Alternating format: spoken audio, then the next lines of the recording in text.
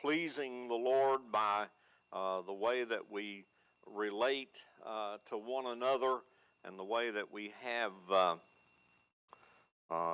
our interactions with the people who live closest to us. I was looking at a book, and it's several years old, by Warren Wiersbe.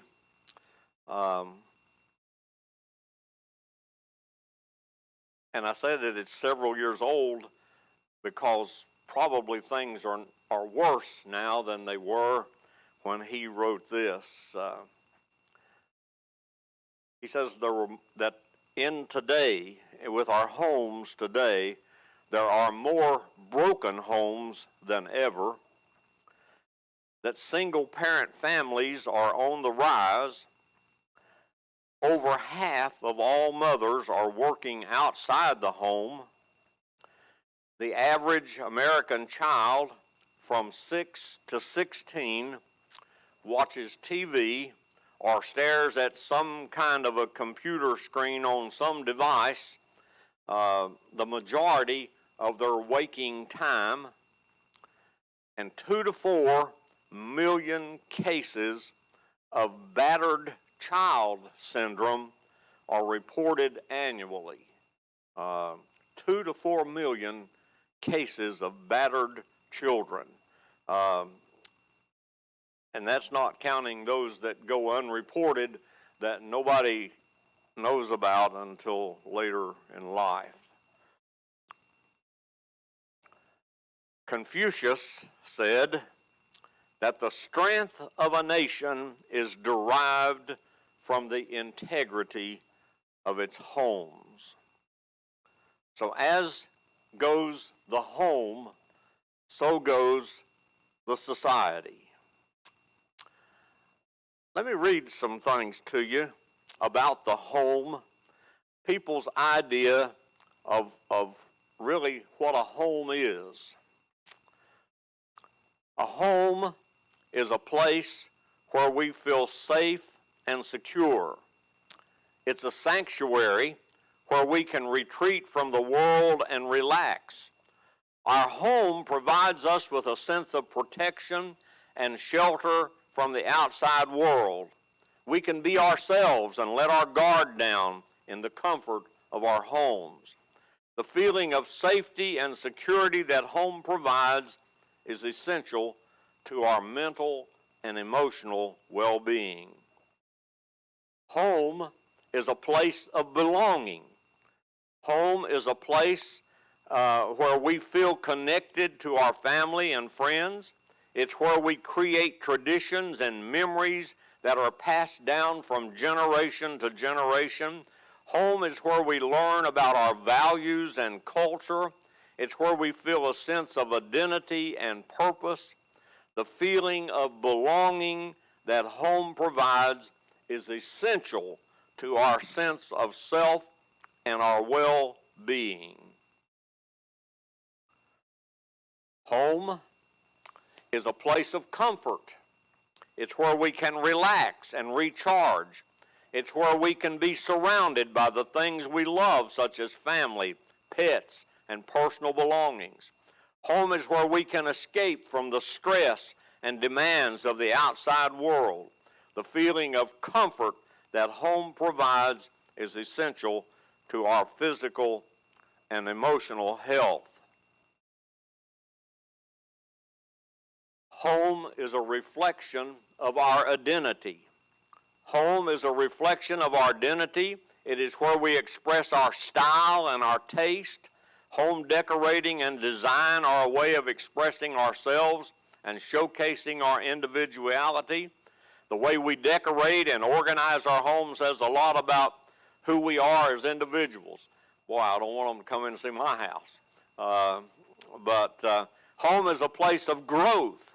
It's where we learn important life skills such as cooking and cleaning and managing finances. It's where we develop our social skills, learn how to interact with others. Home is where we learn about our responsibilities and accountability. The feeling of accomplishment and growth that home provides is essential to our personal development.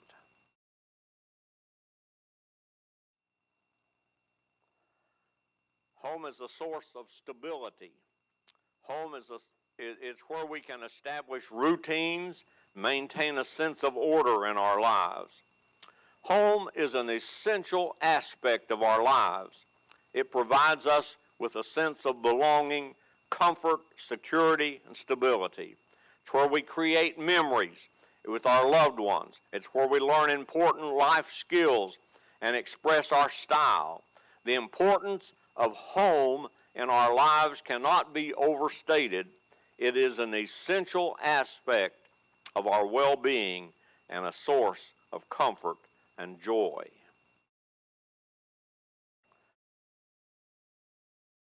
So then several people were asked how they define home. They got all kinds of things. Home is not a place, but a feeling. It's a feeling of belongingness. It's where you can laugh, shout, or cry without any fear of judgment. It's when you feel at peace and you just want to live that moment. Home can be within a person, someone with whom you share an honest and pure relationship, a bond made of trust and care without any secrets and lies. Home can be a place where you're comfortable. You know everything about that place, even the way it smells. You made that place the way it is. That place has seen you grow and mature. You feel safe and protected there.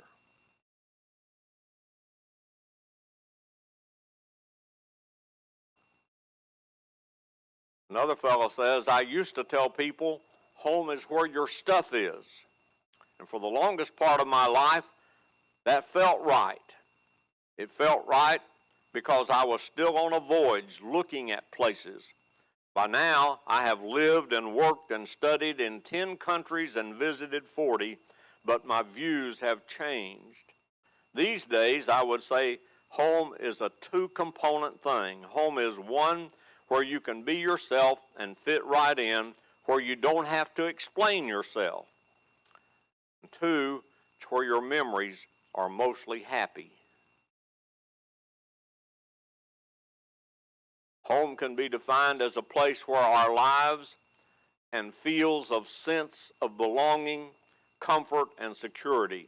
It's important to people for several reasons. First, it provides a physical and emotional shelter, a place where individuals can relax, unwind, and be themselves. Secondly, home is often associated with personal identity and memories, as it is where people build relationships. Home can be defined as a place where one lives and feels a sense of belonging, comfort, and security. Home serves as a center for social and family life, providing a foundation for stability and support. Overall, the concept of home is deeply rooted in human psychology and is essential for overall well-being and a sense of belonging.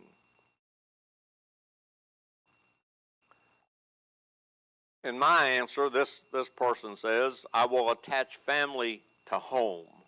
I think people cherish homes so much because their families are there. Not all people are born with wonderful families, and many seek to create their own.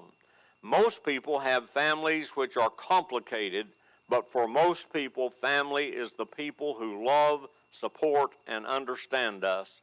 Even though there may be conflicts and arguments at home, many know that the love family gives, especially parents, can be quite unconditional, because home is a place where there are people who love and accept you.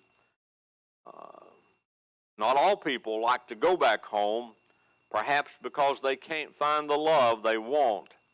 They would then go out and seek for that or create their own homes.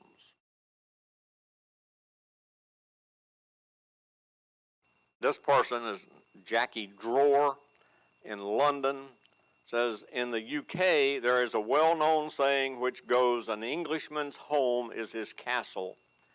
It is so apt, it means that on the whole, our home is sacred territory.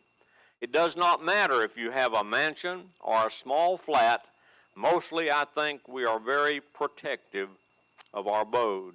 It's a place we go for safety. It's a place we go to function, as it were. We do our usual chores that necessary living standards dictate. It's a place we eat and study and chill out and sleep and plan for the future. It is a place we keep all our things. It is a place we keep our children and pets. It's a place we make love. It's a place we entertain and invite our family and friends.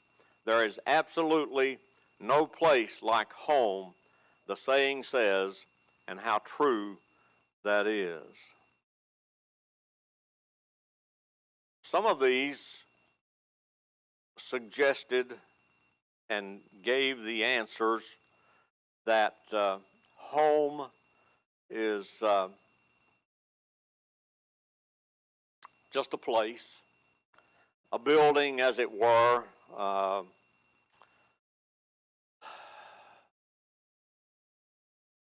One person even said, where you keep your stuff. I wanted to look at this passage in Colossians where Paul talks about the home. He says, wives, submit to your husbands as is fitting in the Lord. Husbands, love your wives and do not be harsh with them. Children, obey your parents in everything, for this pleases the Lord. Fathers, do not embitter your children, or they will become discouraged. Slaves, obey your masters in everything, and do it not only when their eye is on you and to win their favor, but with sincerity of heart and reverence for the Lord. Whatever you do, work at it with all your heart as working for the Lord and not for men, since you know that you will receive an inheritance from the Lord as a reward, It is the Lord Christ you are saving. Anyone who does wrong will be repaid for his wrong, and there is no favoritism. Masters, provide your slaves with what is right and fair, because you know that you also have a master in heaven.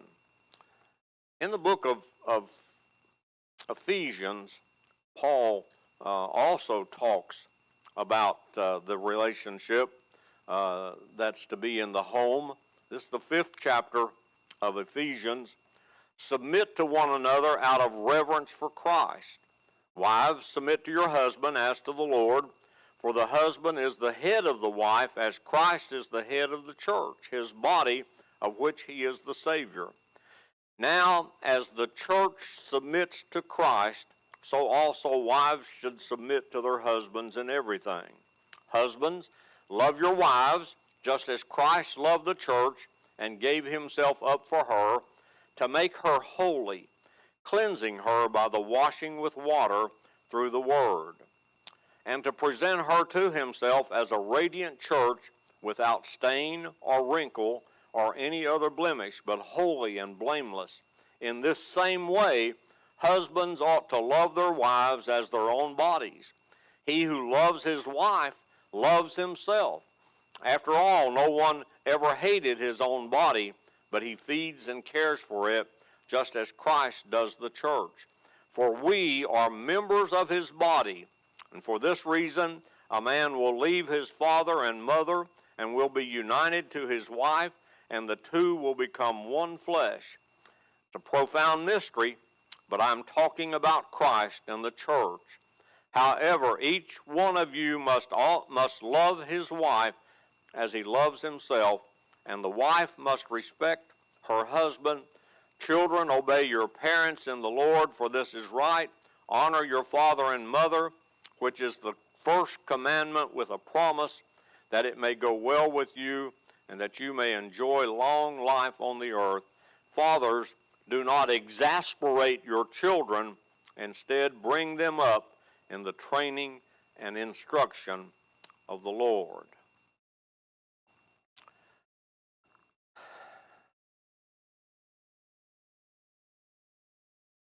There's a lot of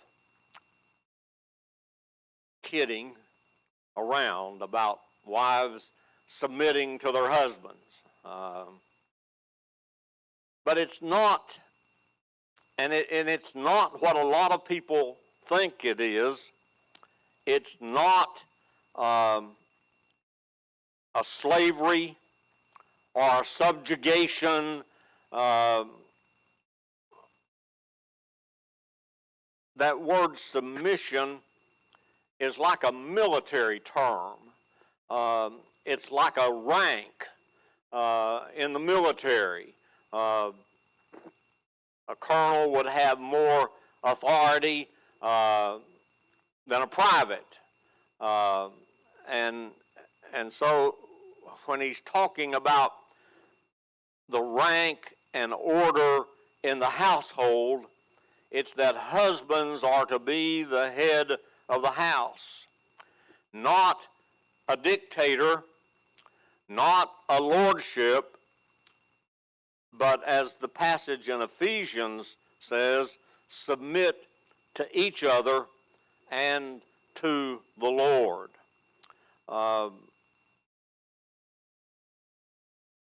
It's a mutual respect that each is to have for the other under the lordship of Christ. The husband has a responsibility to love his wife. It's an agape love.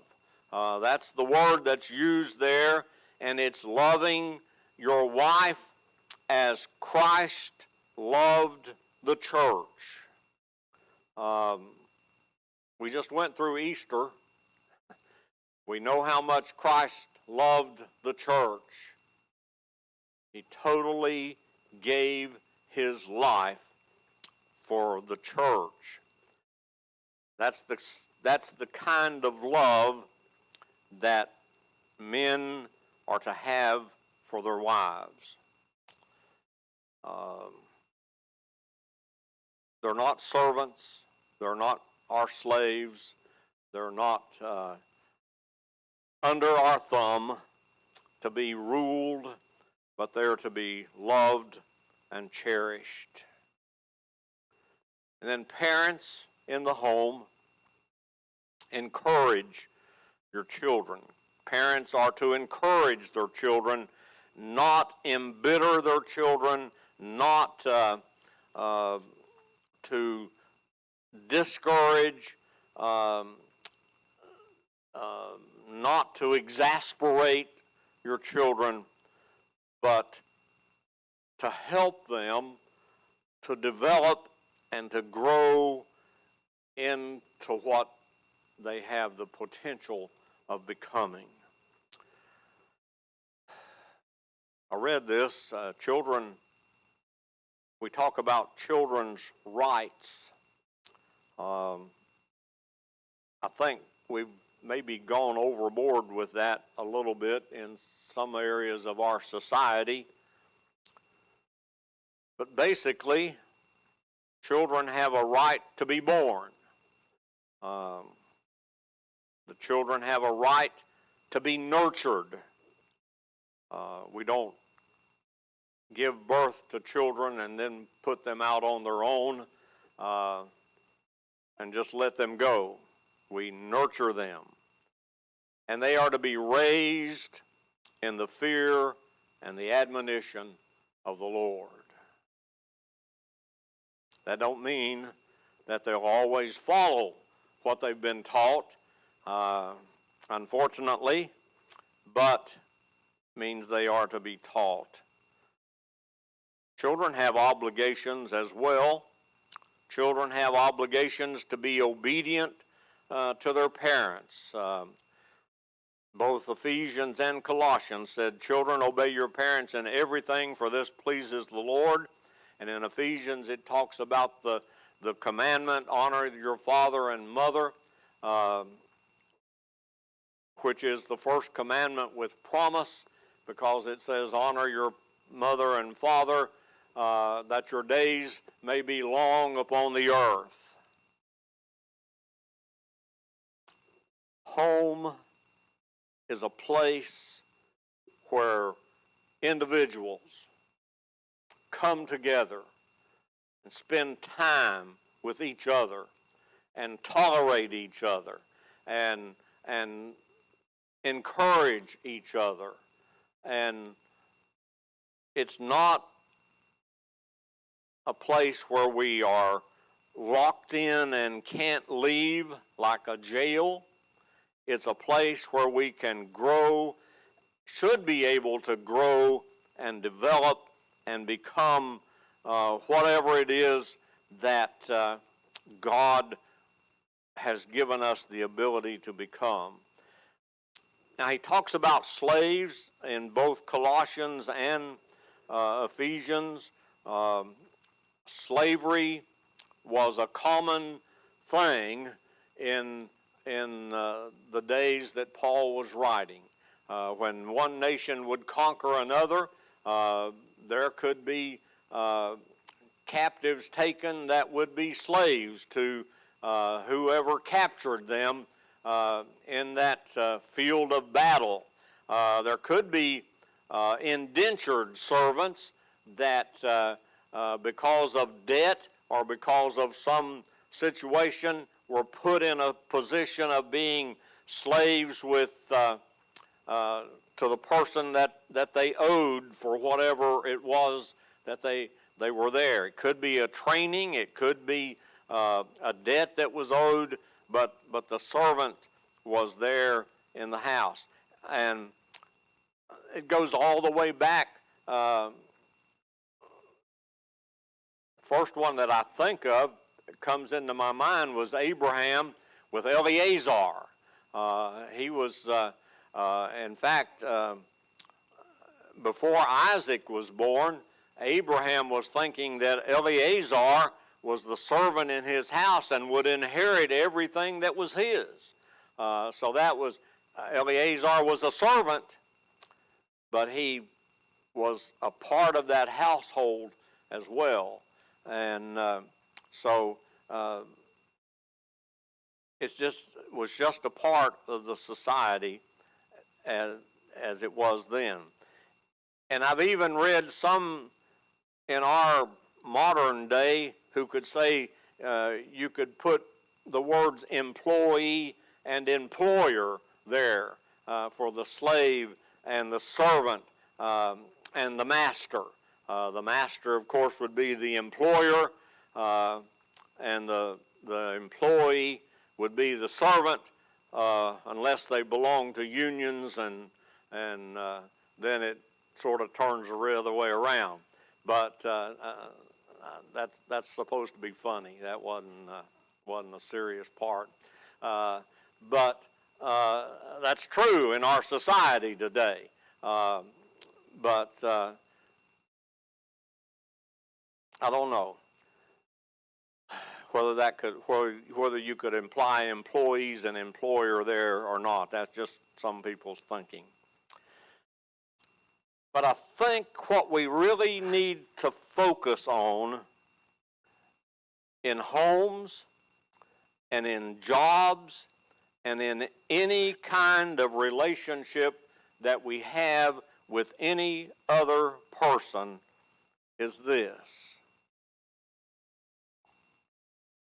Whatever, verse 23, whatever you do, work at it with all your heart as working for the Lord and not for men, since you know that you will receive an inheritance from the Lord as a reward.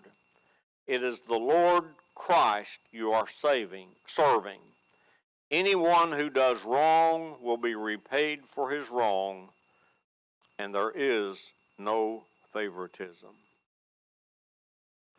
So if we took that attitude into every personal relationship that we have,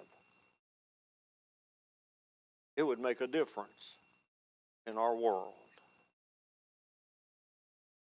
Whatever you do, work at it with all your heart as working for the Lord. Husbands, wives, children, parents, employee, employer, servant, master. Whatever you do, work at it with all your heart as working for the Lord, not for men, since you know that you will receive an inheritance from the Lord as a reward. And anyone who does wrong will be repaid for his wrong. And there is no favoritism. Let's pray. Father, I thank you for giving us explicit instructions of how we are to relate to one another. Help us to be your servants and to work in our relationships with one another as if we are working person to person with you. And then use us, Father, to be the right example in our world in which we live today, so that your name can be lifted up and glorified. I pray in the name of your Son, Jesus. Amen. We're going to sing